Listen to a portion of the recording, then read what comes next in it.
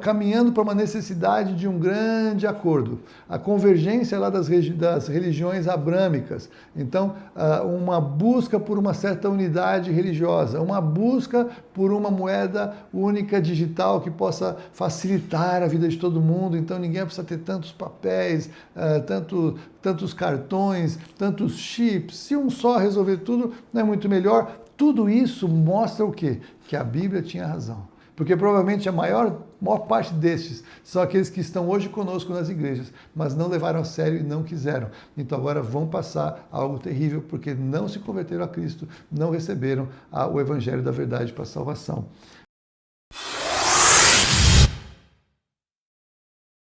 Olá, bem-vindo. Eu sou Haroldo Maranhão, é um prazer estar aqui com você, falando um pouquinho dos eventos do futuro, tudo que vai acontecer depois de algum momento, depois desse que nós estamos vivendo, né?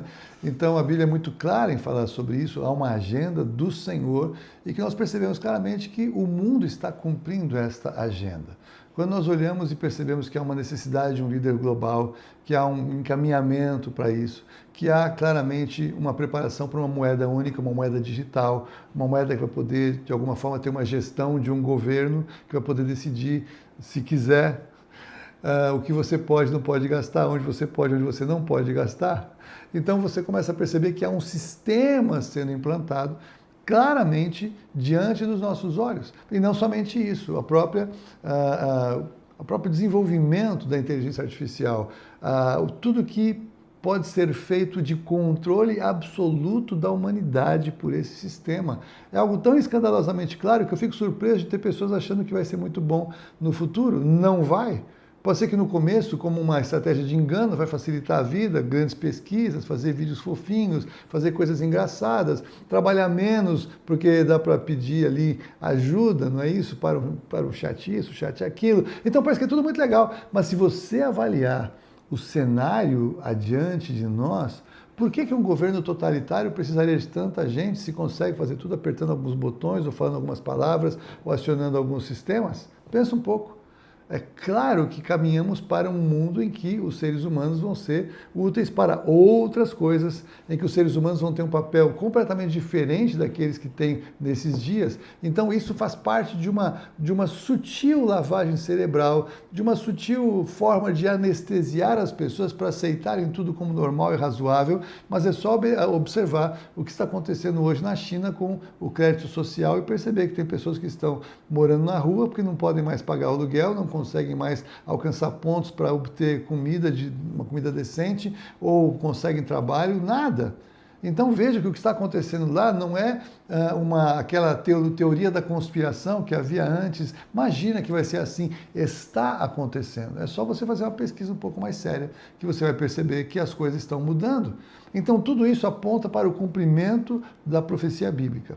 Algum tempo atrás a gente estava vendo que tinha lá aquele 3I Atlas, um cometa, ou um corpo celeste, ou uma nave espacial. Ninguém soube explicar direito o que era aquilo, que estava causando uma grande comoção, nem todos souberam, mas muita gente estava acompanhando, e de repente a coisa parou, sumiu, voltou. Então me parece assim, olhando todos os estágios de tudo que pode ser verdade ou que não é, eu não tenho como ver o 3I Atlas na minha casa, e nem você, nós acreditamos que as pessoas nos falam a verdade, por exemplo, né? Então, tudo que está acontecendo de uma convergência de precisar de algumas poucas pessoas no mundo influenciarem a política em várias nações, nos seus continentes ou a partir de onde estão. Então, caminhando para uma necessidade de um grande acordo. A convergência lá das religiões abrâmicas. Então, uma busca por uma certa unidade religiosa, uma busca por uma moeda única digital que possa facilitar a vida de todo mundo. Então, ninguém precisa ter tantos papéis, tantos cartões, tantos chips. Se um só resolver tudo, não é muito melhor? Tudo isso mostra o quê? Que a Bíblia tinha razão. Que a Bíblia, 2000 anos atrás, fala que ninguém vai conseguir comprar nem vender se não tiver uma marca. Isso já está fácil de acontecer. Aliás, muitos já querem que isso aconteça. A velocidade da informação chegando para todo mundo, saber o que acontece no mundo, não tudo o que acontece no mundo, mas o que interessa para que alguns segmentos façam as pessoas concordarem, assistirem, verem, receberem as mesmas informações ou informações convergentes. Então tudo isso aponta para um momento da história da humanidade, que é o que acontece a partir do capítulo 4. 4 da Bíblia em 4 de Apocalipse. O capítulo 4 de Apocalipse, ele aponta para tudo isso que nós estamos vendo acontecer e também grandes mudanças geológicas. Então, o número de terremotos aumentando assustadoramente, o número de vulcões aumentando assustadoramente, mudanças climáticas, extremos climáticos, secas de um lado, inundações do outro. Aliás, muito mais inundações nesses últimos dias nós estamos percebendo acontecer em diversos lugares do mundo. E por que eu estou falando tudo isso? Porque no vídeo anterior eu falei para vocês acerca da divisão do livro de Apocalipse em 3 setores, ou 3 conteúdos, melhor dizendo. As coisas que o João viu, Apocalipse capítulo 1, versículo 19, as coisas que João viu, ele viu Jesus no meio ali da sua igreja, no meio do candelabro de 7 braços. Nós vimos as coisas que são, a história da igreja que nós estamos acabando de viver. E veja, nós podemos olhar para trás e perceber que muitas coisas aconteceram na história, mas que nesses dias em que vivemos, predominantemente nós encontramos Filadélfia e Laodiceia.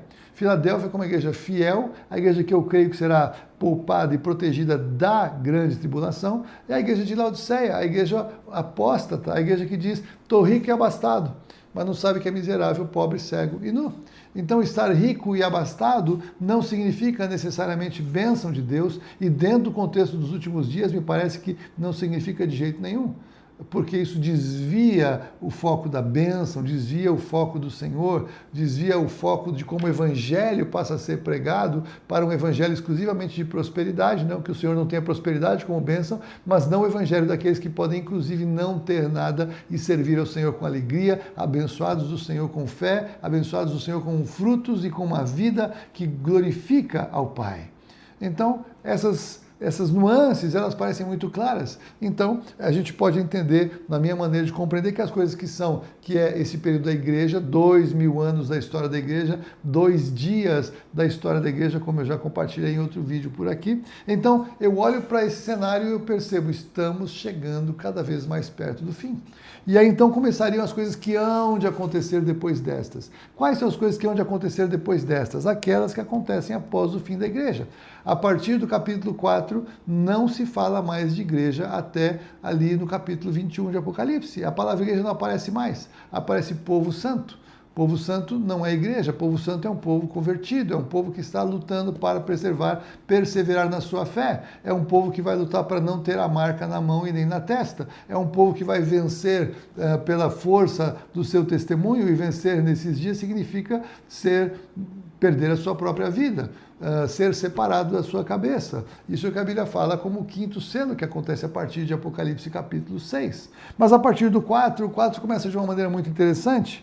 Depois destas coisas olhei, e eis que estava uma porta aberta no céu, e a primeira voz que ouvi, como som de trombeta, a voz de Jesus, vá para o capítulo 1 e veja que ele estava falando comigo, disse, sobe para aqui e te mostrarei as coisas que depois destas devem acontecer. Então, as coisas que devem acontecer depois destas começam aqui em Apocalipse capítulo 4, versículo 1, quando Jesus, com voz como de trombeta, uma porta aberta no céu, Jesus diz, eu sou a porta, Jesus falando como de trombeta, sobe para cá, eu vou te mostrar o que vai acontecer depois destas coisas, depois da era da igreja, é como eu creio, e compartilho como eu creio, não estou dizendo é assim, estou dizendo creio assim. Isso vai acontecer uma transformação, um deslocamento do eixo para o céu. 4 e 5 acontece no céu. Então nós vemos ali uma multidão, no capítulo 5, versículo 9, gente de toda tribo, língua, povo e nação, comprados com o sangue do Senhor, e ele comprou homens de toda tribo, língua, povo e nação, e Deus os fez sacerdotes, reino e sacerdotes, e reinarão sobre a terra. Quem vai reinar sobre a terra? A igreja de Jesus, a noiva do Senhor Jesus vai reinar. Então olhei e ouvi a voz de muitos anjos ao redor do trono, dos seres viventes e dos anciãos, e o número deles era milhões de milhões e milhares de milhares, proclamando com grande voz, digno é o Cordeiro que foi morto, de receber poder e riqueza e sabedoria e força e honra e glória. Há um grande momento de glória ao Senhor Jesus no céu. Por quê? Porque ele venceu. Porque a partir daquele momento ele toma o livro, o direito de estabelecer o juízo, o direito de julgar as nações, o direito de confrontar aqueles que não aceitaram a sua salvação de graça e pela fé, mas também de confrontar e de apertar o povo de Israel. A angústia de Jacó é uma das palavras, é uma das descrições proféticas acerca desses dias, destes 7 anos, segundo a palavra. Então isso vai acontecer. Então não faz sentido o Senhor Jesus julgar a sua noiva junto com os ímpios e junto com a busca dele para trazer Israel à conversão. Não faz sentido a igreja estar neste momento. Esse é um dos pontos que para mim é muito forte.